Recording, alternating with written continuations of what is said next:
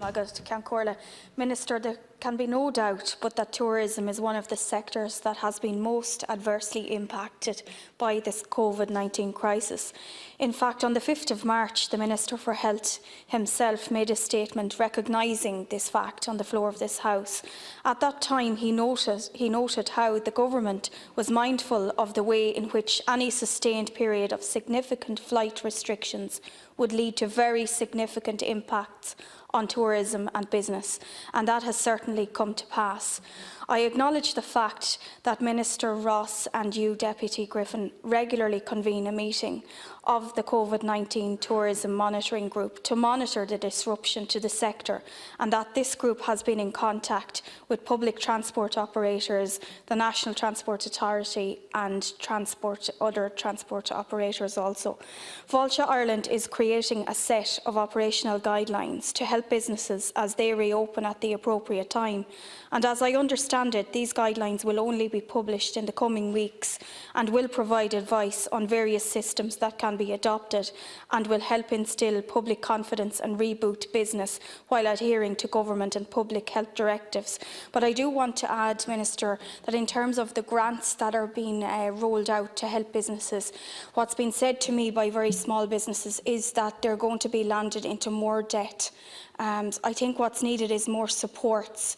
I do understand that it is a difficult time and indeed that decisions need to be made, but I think in the long term, if we give them more supports rather than offering grants which will sink them deeper into debt, it would be more productive and indeed help the economy in rural regions also.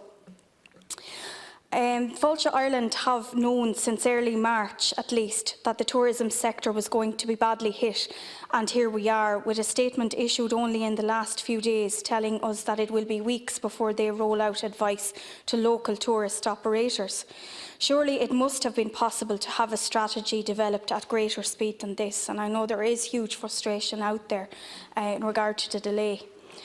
We have also seen the recent report from EY Ireland, which acknowledges that the rural economy will be disproportionately impacted because it is dominated by two sectors, the agri-food sector and tourism. The EY report goes on to note that the development of Irish tourism is at the heart of Project Ireland 2040 aspirations to build a more sustainable and resilient economic model, less dependent on Dublin, with a higher focus on indigenous rather than multinational businesses. All of that now is at imminent risk of collapse thanks to the devastation that is being experienced in rural communities. I want to welcome the fact that the following concerns raised by the Irish Road Haulage Association and the Freight Transport Association of Ireland.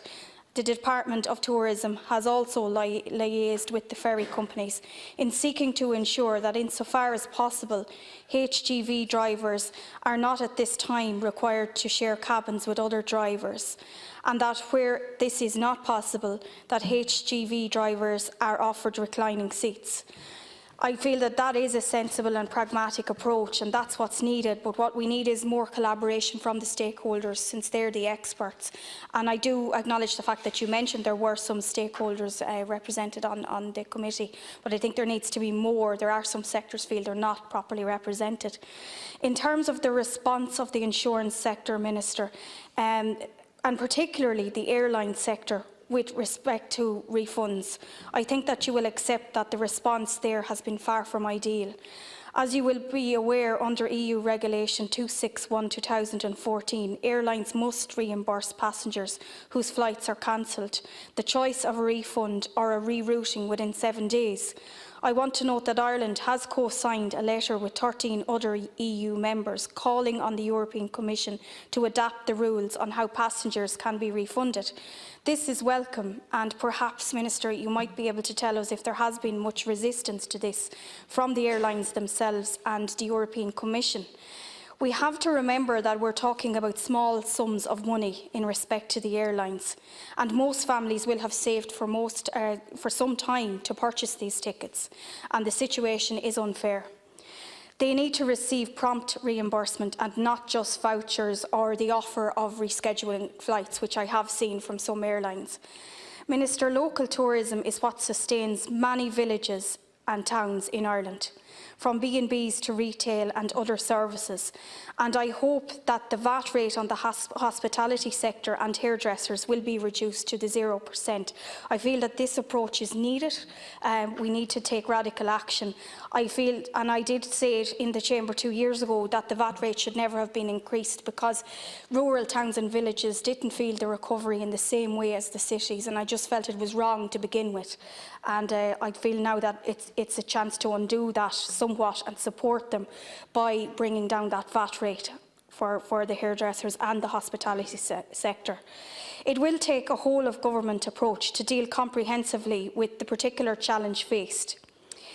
And I can only hope that the sufficient measures will be rolled out to respond accordingly, and as I've said before, that there will be increased collaboration with the experts from the different sectors.